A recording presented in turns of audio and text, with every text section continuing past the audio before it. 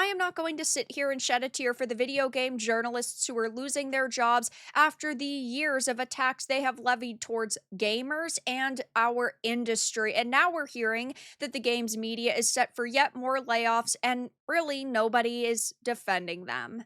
I have a few different things to show off, but before I get into the topic, if you enjoy the content I create, check out the links in the description, join the community in my live streams, and consider supporting through Patreon or YouTube memberships. Now, they have been struggling for years because independent content creators like myself have definitely overthrown them. It is very easy to take to YouTube or X or Twitch or whatever social media platform you use and find authentic feedback and not find people defending things simply because they are getting paid to. And that is a major issue with the access media, is that yes, all of these journalists need to stay on the company's good sides because without the access they are no longer the media, and so they will run to these companies' defense even if gamers do not like the content.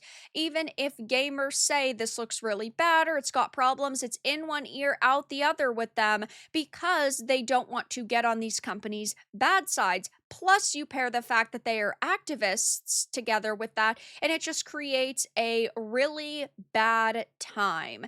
And, well, they are facing the consequences of their own actions because now, when they are getting laid off and they're getting fired, nobody is running to defend them because why would we? For years, you have called us losers and gooners and chuds and racist, sexist, bigots simply because we do not agree with you on every little thing.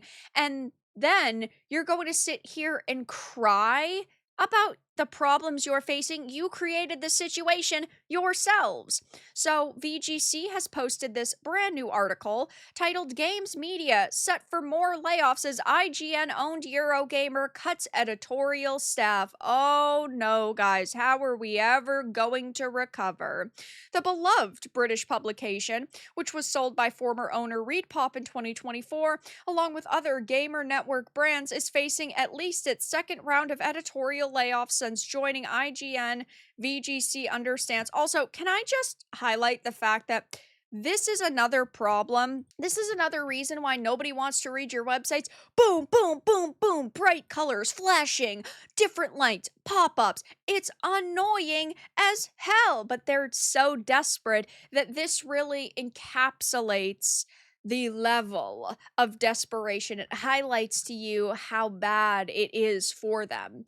That's understood to include the brand's most experienced editors and its entire four-person video team, though at least one position will be transferred to IGN, according to people with knowledge of the situation. Behind the camera cuts have also been made to the popular video game channel Outside Xbox, VGC understands. The brand has more than 3.5 million subscribers across its channels and recently wrapped a UK stage tour, so you might be losing your jobs at gamesindustry.biz, Rock Paper Shotgun, VGC, but you could just take to social media platforms and build your own brand if you are really that good at your job or you're that talented. Now, we know these people aren't. They thought finding their way in the video game industry would be easy, that enacting change in the video game industry would be easy, and because they couldn't make it at mainstream political outlets like MSNBC,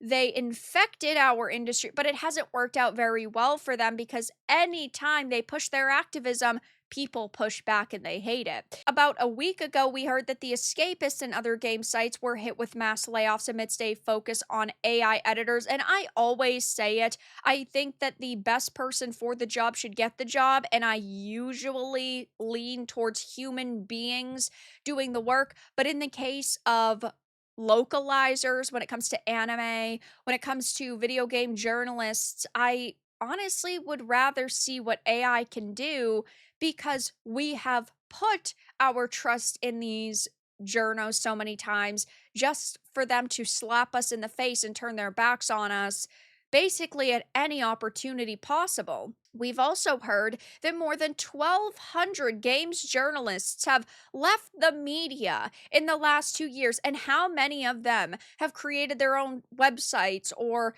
started their own platforms or tried to build their own brands. Well, if any of them did, which I haven't really heard of any situations like that, they haven't been successful because nobody liked them in the first place. The only reason these people were slightly relevant was because they were getting inside information and the press releases first, and they were able to publish them first. But now that that's not happening, they're useless. And VGC did make a post about this on X, and the responses are exactly what you would imagine. Ha ha ha ha ha ha ha.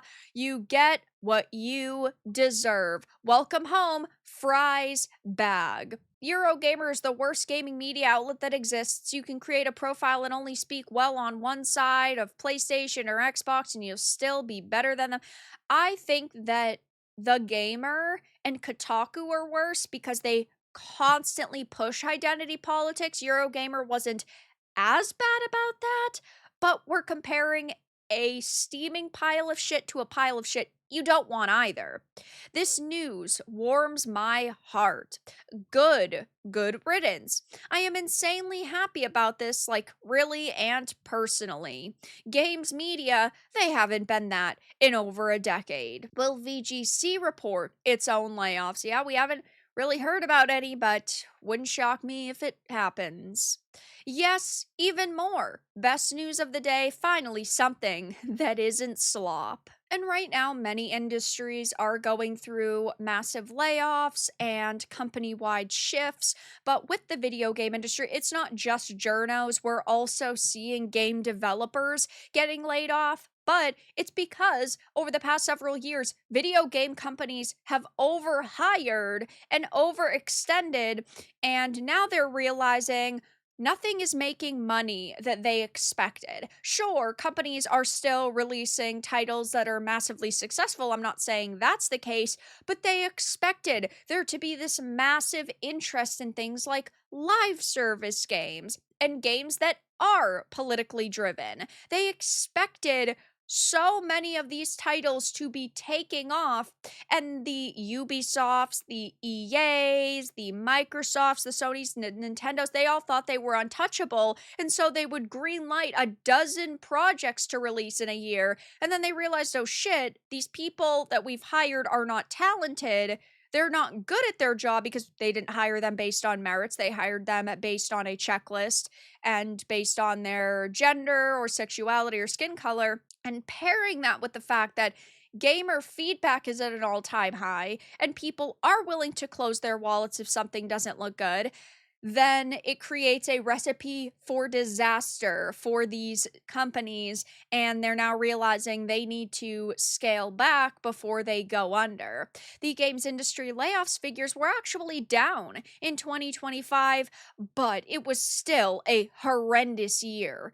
The media says, although layoffs were down by around a third, studios in the US and Western Europe may have been hit by the trend for jobs moving to emerging markets. Down a third is absolutely insane. You should be sitting here going, well, this is significantly better, but they're not, because of course they do want to seem like they're the victims. And yeah, there are a lot of people still being laid off, but it's definitely not as bad as it once was. So I'll definitely be keeping my eye on the layoffs and the shift in the industry, covering it more on X and here on YouTube. But the games media is set for yet more layoffs, and I can't say I feel all that bad. But that's all that I had to discuss in this video. Let everyone know your thoughts in the comments below. If you found this important and informative, make sure to give it a like, share it, and subscribe to the channel. And if you didn't, give it a dislike. I appreciate your support either way, but I'll talk to you all again in the next video really soon.